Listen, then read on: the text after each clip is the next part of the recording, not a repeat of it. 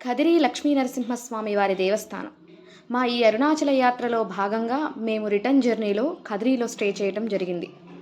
అక్కడ ఆలయ విశేషాలను, అక్కడ స్టే చేసింది అన్నీ ప్రతిదీ నేను మీతో షేర్ చేసుకుంటాను. మీలో ఏ ఒక్కరికైనా ఉపయోగపడినా అది చాలా సంతోషం మాకు. ఆలయ చరిత్రని తెలుసుకుందాం. మొదలు దేశంలో ఎన్నో నరసింహస్వామి ఆలయాలున్నాయి. కానీ వాటిలో కేవలం నవ నరసింహ ఆలయాలు ఎంతో ప్రత్యేకత. ఆ నవ నరసింహాలయాలలో అత్యంత ప్రాధాన్యత కలిగిన ఆలయం ప్రహ్లాద సమేత లక్ష్మీ నరసింహస్వామి ఆలయం.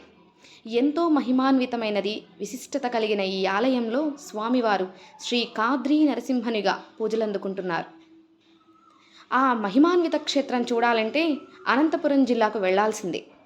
అసలు కదిరి నరసింహునికి కాద్రీ నరసింహునిగా పేరెలా వచ్చింది?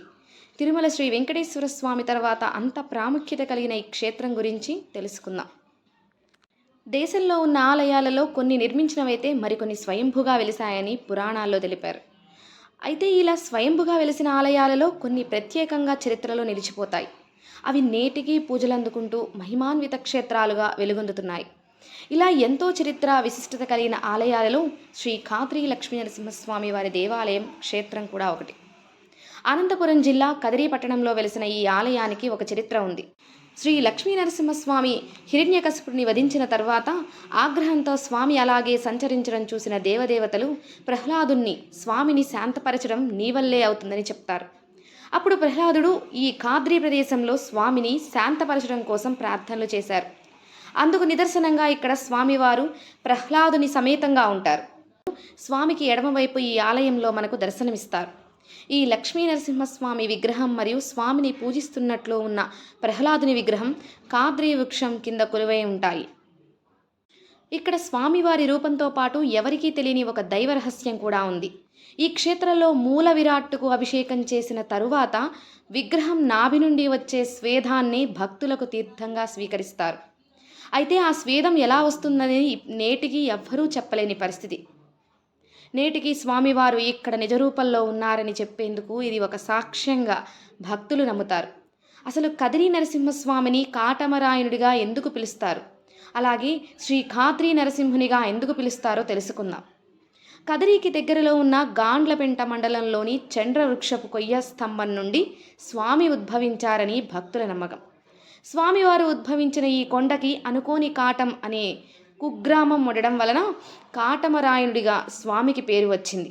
అలాగే కాద్రి అని ఎందుకంటారంటే సంస్కృతంలో కా అనగా విష్ణుపాదం, అద్రి అనగా పర్వతం. విష్ణువు పాదాలు మోపడం వలన ఈ పర్వతానికి కాద్రి అనే పేరు వచ్చింది. కాలక్రమేణా అది కాద్రి కాస్త కదిరిగా మారిపోయిందని ఇక్కడ ప్రజలు చెప్తుంటారు. అలాగే భారతదేశంలో ఎన్నో నరసింహస్వామి దేవాలయాలు ఉన్నప్పటికీ ప్రహ్లానితో సహా శ్రీ లక్ష్మీ నరసింహస్వామి దర్శనమిచ్చే ఏకైక దేవాలయం కాద్రీ లక్ష్మీ నరసింహస్వామి దేవాలయం. ప్రధాన ఆలయ విషయాల ప్రాంగణంలో కుడివైపున మనకి శ్రీ కోదండరామాలయం దర్శనమిస్తుంది. ఇక్కడ స్వామివారు సీతారామ లక్ష్మణ సమేత ఆంజనేయ సమేతుడై ఉంటారు. సీతారాములను దర్శించుకున్న భక్తుల పక్కనే ఉన్న నాగుల కట్టకు చేరుకుంటారు. ఇలా ఆలయ ప్రాంగణంలో ప్రతి అడుగుకి ఒక విశిష్టత ఉంది. కదిరి శ్రీ లక్ష్మీ నరసింహస్వామి గర్భాలయంలో స్వామివారు అమ్మ తల్లి, తాయారు మరియు ప్రహ్లాదులతో మనకు దర్శనమిస్తారు. ఇలా లోపల ఎన్నో ఉపాలయాలు ఉన్నాయి. లోపలికి సెల్ ఫోన్ ఎలో లేదు కాబట్టి మిగిలినవన్నీ మేమేం తీయలేకపోయాము. బయట ప్రాంగణాన్ని మాత్రమే తీయటం జరిగింది. ప్రతి దేవాలయంలో అంటే ప్రతి లక్ష్మీ నరసింహస్వామి వారి దేవాలయాలలో రాత్రిపూట అక్కడ ఒక నిద్ర చేయటం వల్ల ఎవరికైనా అనారోగ్య సమస్యలు ఉన్నా, చికాకులు ఉన్నా పిల్లలకు కానీ ఇది అనాది నుండిగా వస్తున్న విషయం అన్నమాట. అక్కడ నిద్ర చేయటం వల్ల అంతా సెట్ అవుతుంది అని అంటారు. అలా సెట్ అయిన కుటుంబాలు కూడా చాలా ఉన్నాయి. సో మేము కూడా అక్కడ నిద్ర చేయటం జరిగింది. ఇలా ఈ కదిరి లక్ష్మీ నరసింహస్వామి వారి ఆలయ చరిత్ర గురించి, ఆలయాలను విశేషాల గురించి తప్పకుండా ఈ ఆలయాన్ని మీరు అటు వెళ్తే తప్పకుండా దర్శించండి. స్వామివారి యొక్క అనుగ్రహం మనందరిపై ఉండాలని కోరుకుంటూ ధన్యవాదాలు. ఉగ్రం వీరం మహావిష్ణుం జలంతం సర్వతోముఖం నృసింహం భీషణం భద్రం మృత్యోర్మృత్యుం నమామిహం. ఈ మంత్రాన్ని పఠించడం వల్ల మనిషి తన బాధల నుండి విముక్తి గావింపబడి విష్ణు సాయుధ్యాన్ని పొందుతారు.